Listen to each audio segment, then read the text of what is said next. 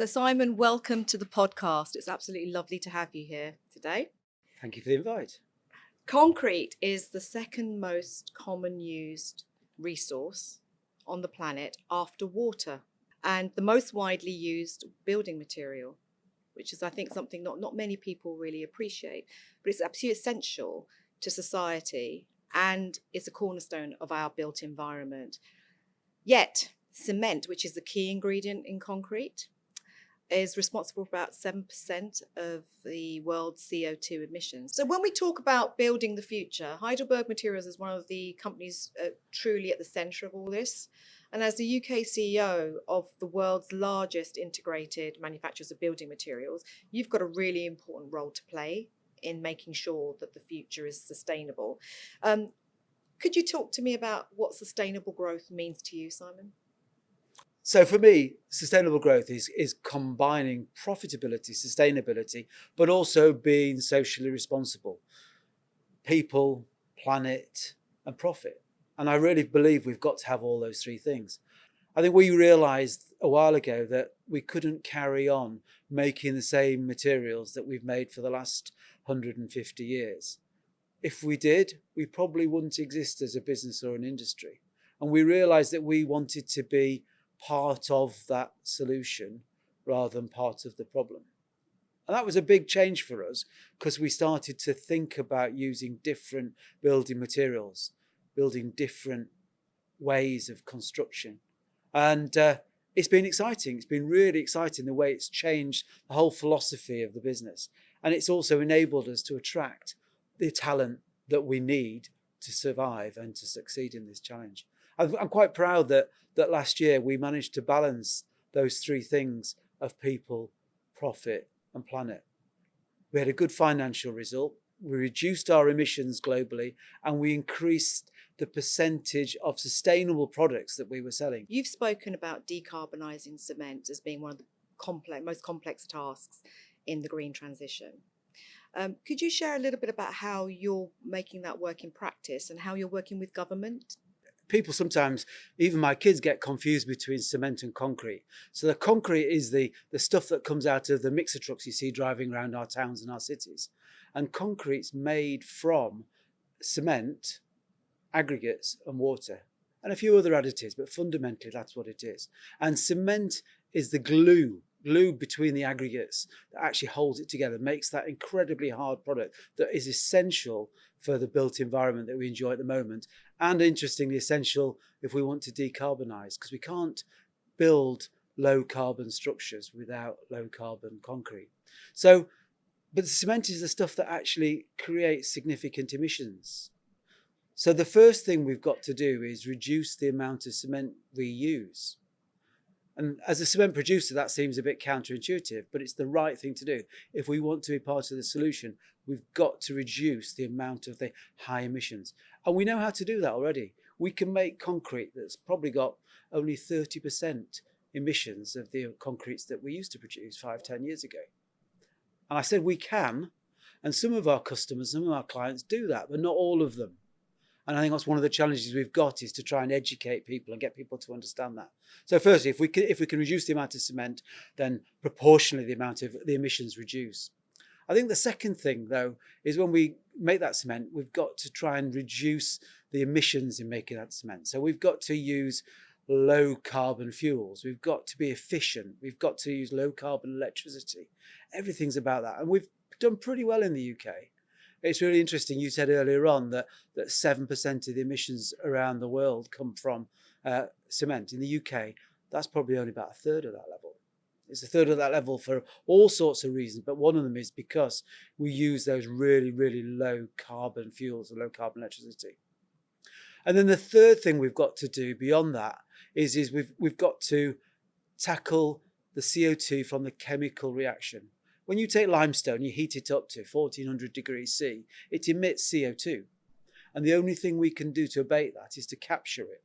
And capture it or reuse it or store it. But that's what we're doing in Heidelberg in significant quantities and with projects around the world.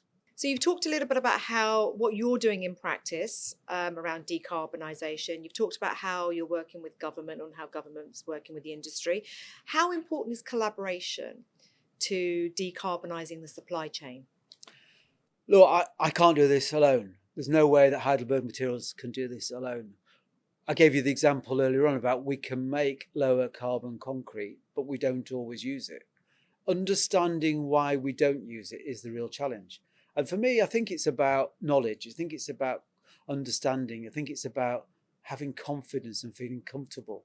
So what I've started to do is to try and collaborate with different people. Instead of just replying to a tender, what I'm trying to do is talk to the person that actually is specifying the building in the first place, the person that's actually developing that particular shopping centre or building that new bridge. Try and talk to them and understand how we could build it better, how we could build it using less materials, how we could build it emitting less carbon, not only up front, but through the whole life of the particular structure that we're building.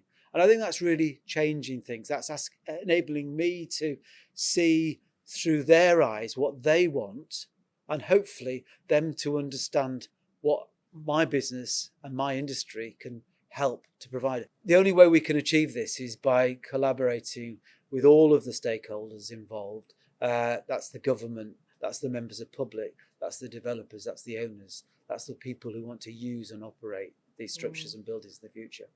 Simon, when we first spoke, you talked about decarbonisation, not deindustrialisation. Could you maybe share a little bit more about what you mean by that, especially when we talk about the needs of people, planet, and profit? Yeah, look, I mean, the UK has got a really strong industrial heritage. That's where we came from. And the challenges of decarbonisation and leading that decarbonisation whilst maintaining that heritage, or even growing that heritage, growing that manufacturing base in the UK is a real challenge. We talked about the fact that the emissions in the UK are lower. The second reason that they are lower is because we're a massive importer of cement. Over the last 20 years, a number of cement plants have closed in the UK. And the last time we built a new one was 25 years ago. So what's happened is we replaced that with cement coming from other countries. Now, some of these countries are places that don't do what I described earlier. So they might be using electricity from 100% coal-powered fire stations, or they might be using cement plants that are actually powered by coal, whereas in the UK, we don't do that. And okay, that makes sense. We've got that moral obligation to decarbonise in the UK. The globe doesn't know where the emissions are coming from. So morally, I think we ought to be responsible for our emissions rather than driving them down by just asking somebody else to do these difficult processes and not decarbonisation. So we've got, that's the negative side of it. That's the dangers of deindustrialisation if we don't tackle it at the real source. But there's a real opportunity as well. I mean, in the UK, we've got an awful lot of depleted gas wells around off the east coast, off the west coast, off Scotland, etc. We've got a significant proportion of Europe's storage opportunity. We've got the raw materials in the UK. Why don't we take advantage of that? Why don't we build and lead a real low carbon business, a low carbon building materials business in the UK? What you've just talked about really sort of leans into the next question around innovation and the urgency to innovate, especially because the structures that you'll be supplying into are around for 40, 60, 80, 100 plus years. I think it is fair to say that Heidelberg Materials really does recognise its role in being part of the solution. You've said that earlier, and part of the solution for the longer term. And you're investing €1.5 billion in developing zero carbon cement. So I think for our audience, it would be really nice to understand what that is and how that's being adopted commercially. Let me just pick up on the point about innovation. To make net zero or zero carbon cement, we know what to do. We know how to capture and store that today. We've got a plant in Norway that's operating today. And so we know what to do. We haven't got it in the UK, and we're going to build something in the UK, but we know what to do. And we need to get on with it. We can't hesitate. Yes, tomorrow there'll be a better solution. The day after there'll be a better solution. And we're looking at all of those, and we're testing, and we're developing and investing millions and millions of pounds to actually develop those. But we need to act today because the climate challenge is real. The climate catastrophe is real, and we've got to do something about it. So I agree with that. What we're seeing is we're seeing a real mixture of adoption. So we're finding some people really excited about it. I touched on earlier on that there's some companies now that would only ever use low carbon concrete today, where others don't even measure it. The ones that have started to measure it and set themselves targets and are publishing it, and the shareholders and they're holding them to account, they're doing something about it. The other people aren't. And the government's got a role in that as well, because the government is the biggest specifier and the biggest purchaser of these projects and these products as well. If you think about the major infrastructure projects, that's the real opportunity to drive innovation, to drive that adoption. So yeah, we're seeing a real uptake. It's going well. But it takes a long time to change. I could think of some of these innovations we maybe launched 10, 15 years ago, and they're still slowly being adopted. These structures last 60, 80 years, and people are quite cautious about making decisions that could go wrong in that period. So yeah, it's a matter of getting that confidence, getting people enthusiastic about it, and the government putting the pressure on people and leading the way in their projects. So you talked about, carbon and it being a global problem. It's not about, taking it away from us and not being our problem, giving it to somebody else. Part of that solution is carbon pricing. I'd love to understand how Heidelberg looks at that, how that impacts you. It's all about having a level playing field and encouraging investment in sustainability and decarbonisation. And to do that, it's essential that we've got a level playing field. For me, that means three things. That means that there's a CBAM, a carbon border adjustment mechanism, which means that somebody trading in the UK is trading in the same way, got the same rules and the same constraints that we've got for a UK business. I think the second thing is about carbon pricing. I fully support carbon pricing, and a high carbon price drives innovation in decarbonisation.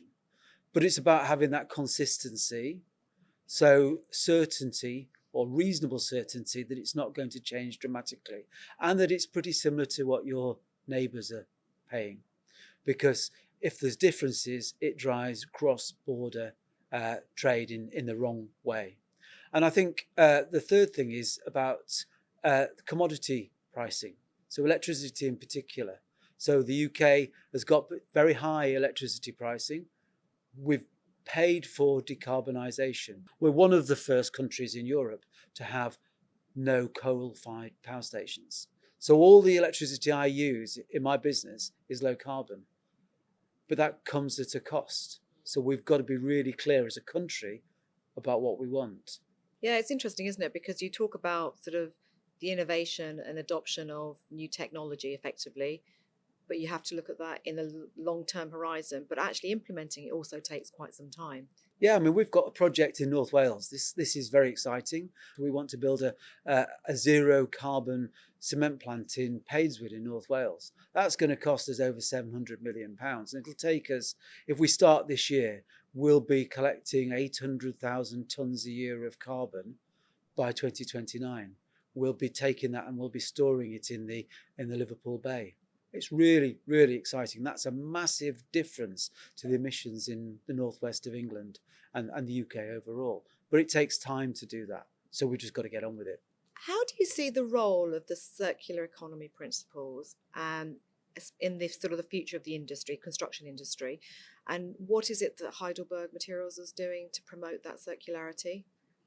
Look, I've talked quite a lot today about decarbonising virgin materials. How can we make low carbon cement? But the first principle has got to be to reuse and reprocess waste streams. Start with what we've got rather than taking more materials out of the ground and making them low carbon. So the obvious area in my business is taking things like demolition waste, the materials that come from when people are installing utilities in the road or excavating to put foundations in for new factories or houses, taking those products that previously would have just gone to landfill, and we can now reprocess them, and we can reprocess them into aggregates. These aggregates can then be used to make concrete or to make asphalt or to make other products like that. Blocks, building tiles, all those things. These products are all infinitely recyclable. So they can be used over and over again. You can build a structure out of recycled aggregates, and then in another 20, 30, 40, 50 years' time, you can knock it down and reprocess it. So and that's what we need to do. We've got to minimise the quantities of virgin materials that we're taking out of the earth. That's really important. And so we've invested quite significantly. It's not something we knew an awful lot about. So we've bought businesses that can teach us quickly, and then we're growing those organically. And it's good. It's very good. Our customers are starting to ask for it. Our customers are starting to accept the products made from these as equals, if not better, to the virgin equivalent. So absolutely essential part of our whole sustainability strategy. So let's pivot slightly now to talk about the people involved in making all of this happen. You're a big employer in the UK. You have 300 sites across the UK with over 4,000 employees, and they work in a wide range of roles. I'd like to understand what the biggest challenges are for your workforce, and for you as a business, whether you see any challenges in attracting sort of the next generation of talent coming through into the sector. Yeah, look, it's important to recognise our industry. We're a traditional industry. We're an old industry. And we've got an ageing workforce. There's no doubt about that. And I think if I look back only 10 years ago, that number was increasing. The average age in our business was getting older every year. And that's a challenge. And also, I think the other thing is we weren't a particularly diverse industry. We didn't necessarily attract a really diverse bunch of people to come and work for us.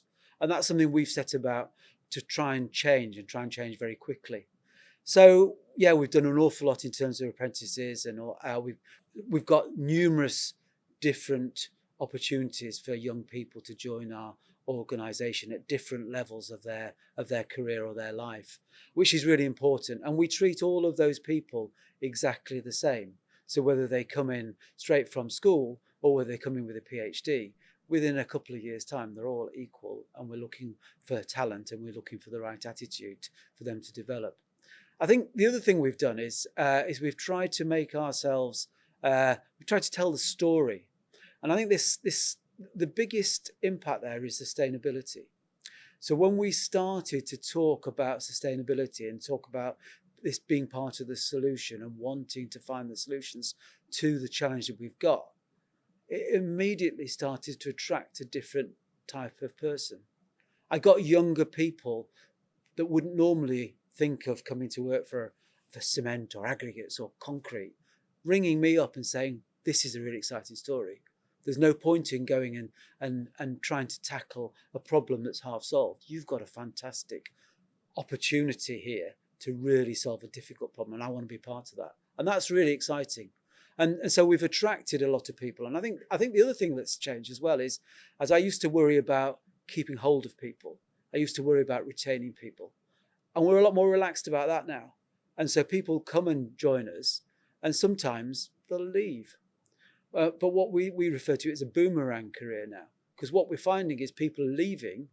It's a changing culture. People are more mobile than I was when I was their age. They want to see different experiences. So that's great. They go. They stay as an alumni with our organisation. We stay in touch with them. And I suppose the third thing is that they also, we encourage them to go elsewhere in the world. So they'll go and work for Heidelberg elsewhere in the world. We're a very global company operating over 50 different countries. And I'm really proud that there's so many of them have come from the UK and are operating at a really senior level around the world. That's lovely. So the pathways, so having different pathways for different people at different stages of their careers and lives. The boomerang career, I like that. And I think we're beginning to see that as well. People go off, have an experience somewhere else, and then bring that knowledge back in.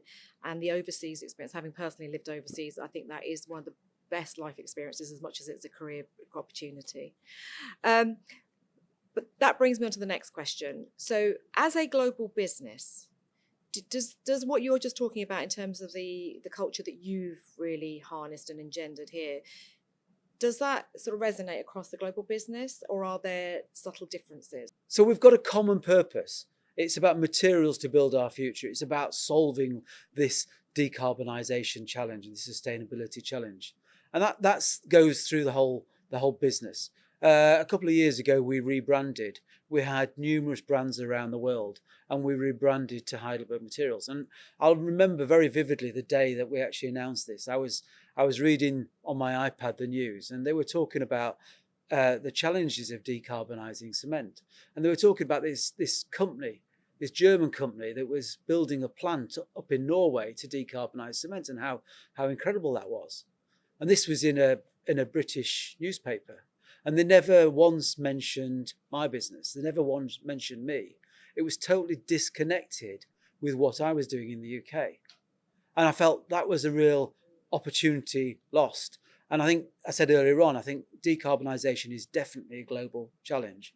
And actually, we've got to leverage that throughout the world. But that doesn't mean that everywhere is the same. Every culture is different. We've got different cultures in the UK. Never mind when you start to think about countries in Europe or countries over in Indonesia or India, etc., etc. And so these countries are in a different place. They're in a different place in their journey to decarbonisation, but they've all got that common purpose. And I think the other thing is they've got that common desire to get the best people and have the right culture to drive that progress. It is interesting because, we talk about sustainability in the journey for businesses, and different businesses are at different stages. Heidelberg Materials was recently recognised for your FAIR strategy. Can you talk a little bit about the significance of creating a culture where everyone thrives? Let's start from the moral position, which is probably the most important place to start. Everybody should feel welcome in this business, and our business should reflect the communities that we work in. But I think there's a business objective as well, because I want the very best people. So why make only some of the people feel welcome in this business? So there's a very clear aspiration to get the very best people from whatever background or wherever they come from, whatever their beliefs are. And to do that, we had to change. I said earlier on, we're a very traditional business, and we had quite a narrow bunch of people working for us. And changing that was quite a journey. It's a cultural change. It's making people aware of how other people may think different to them or believe different to them or have different backgrounds. But actually, that's great. They come up with a totally different way of thinking about some things. And diverse thinking is the best way to solve problems. So having that bunch of diverse people is going to make us more successful because we've got more of the best people and they'll think better as a team. I think it changes the dynamic as well within the organisation. I think people are more comfortable to actually open up a little bit, to feel they're able to talk about some of the things that we just never would have dreamt of talking about before. They were just hidden under the table. But now people are quite open about those sort of things, which again creates a culture of collaboration and people wanting to work together to get the very best. So no, it's been a real journey for us and it's made a huge, huge difference. As you think about the expectations and aspirations of people coming through the business, you talk about an open, inclusive, collaborative culture. As you look forward and some of the things we just talked about in terms of innovation, the growth opportunities, the leadership opportunities, what sort of qualities do you think the next generation of leaders need to have? Oh, that's a really good question. Well, I think about it from my own point of view, I think it's really important that people feel comfortable, that they're following their heart, they're doing something that they believe in and something that's fun. I think we often overthink things. I think we often worry about too many things that we can't control. So I think worrying about what you can control is important, and believing in yourself and believing in your colleagues that you can make a difference, you can do it. And I think that's really important, to get that can-do attitude into the organisation, get people to believe in themselves and their colleagues, that they can make a difference is the most important thing. So looking for people that are a cultural fit rather than necessarily having all the skills that they need today to do the job that you want them to do is probably the most important thing. So Simon, what advice would you give to your younger self? Oh, do what's fun, enjoy it, jump in at the deep end. Don't worry about whether you can swim. And find a way to do it. Believe you can do it. Don't worry too much. Don't worry about what is going to happen. Don't worry about overthinking. Just do what you enjoy. My question to you, as I ask most of my guests, you have a very demanding role. How do you sustain yourself? Well, look, hopefully you see that I really enjoy my work. And so therefore, you've got to really enjoy what you do at home as well. And so I choose things that I really enjoy doing. I love the outdoors. So I love going skiing or going running or climbing or those sort of cycling type things. That's good. I love that. But just as equally, I love sitting around baking or having a drink with some friends. So throw yourself into your work 100%, but make sure you throw yourself 100% into everything you do at home as well. So you get the best out of both worlds. That's a lovely way to end, spending your time away from the built environment. Yes, that's true. Which is true, isn't that's it? Very true. Keeping your work at home. So this has been an absolutely wonderful conversation, fascinating, because it's a sector that this has actually demystified a lot about the sector. You know, people don't necessarily appreciate the complexities and nuances, the interconnectivity, whether you're looking at sort of, you know, what we're doing in the UK, what you're doing overseas. But the three sort of core tenets that come out to me from our conversation: decarbonisation, not deindustrialisation. And I thought you articulated that really clearly for us. The second is circular economy and how you lean into reusing rather than taking virgin materials, and how you're actually embedding that in the way that you operate. But really what I take away from our conversation is people wanting to be part of the solution, whether it's for people, planet or profit, but actually how people are at the core of everything you do. And I think as you as a leader stand for, you talked about the pathways, you talked about the boomerang career, you talked about the overseas opportunities. It all is about the culture, and culture to support individuals to really thrive in whatever they choose to do, whether it's with you at Heidelberg's or whatever they go on to do. Thank you so much for the conversation today. It's been absolutely fantastic. Thank you very much. Thank you for the opportunity.